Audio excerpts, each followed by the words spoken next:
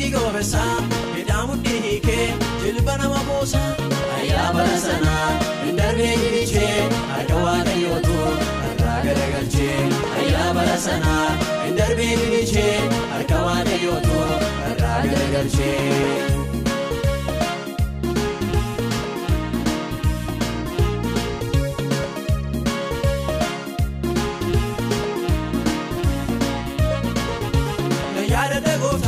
Kaafamii taatee waan ta'uu dhabee jaalallee dhugaa koo hundaaru seesituu nagaggabee jireenya moososee bareerratti lubbuu magarsitee kunoosii nageessee gadadoo koo wartee dabarsitee maal jedha diinni koo gargaarsi keenaafoo itti caalee oollanni naaf qotee seenan darbee gooftaa koo taalee ofii bu'ee ergamee kiyyoo wanaaf kaa'ee ture keessaa araarallee qabu diina kootti garaa jabeessa marii fakkaatu.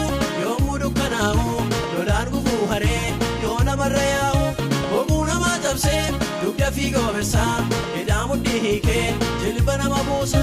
ayyaa bara sanaa hin darbee gilichee harka waaqayyootu irraa garagalchee ayyaa bara sanaa hin darbee gilichee harka waaqayyootu irraa garagalchee.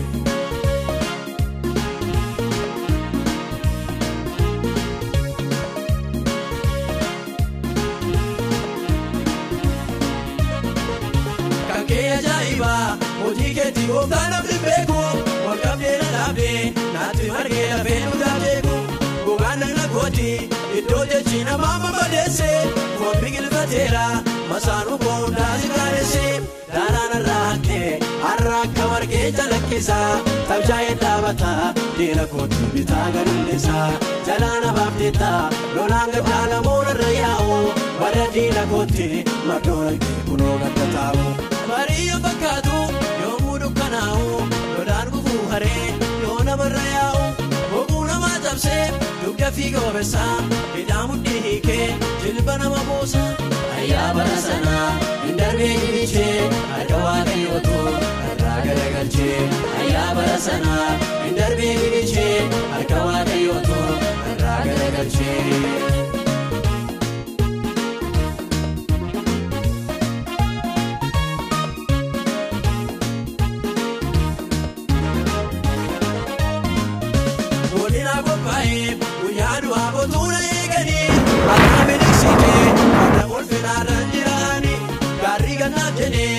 Chongute hunduuto tolera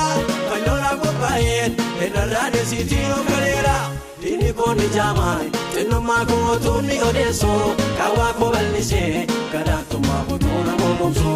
ina farankate fula satini batana dibde